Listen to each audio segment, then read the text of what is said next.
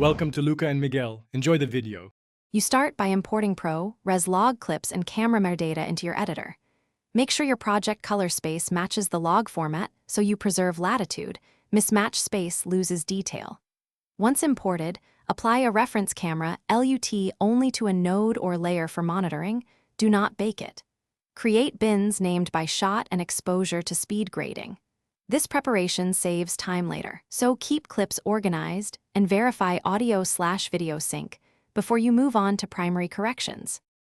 You now perform primary corrections.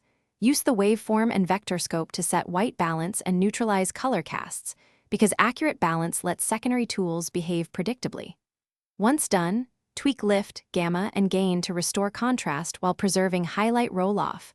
Push gain slowly and watch the parade.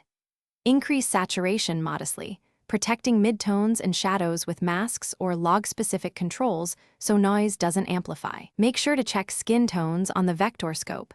Keep adjustments subtle for natural results. Finish with secondary grading.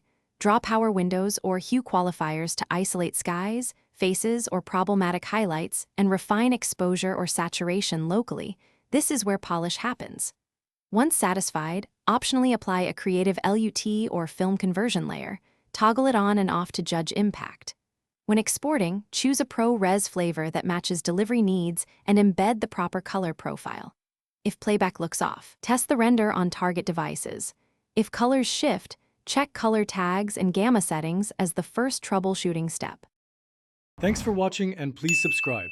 It's the best investment you'll ever make.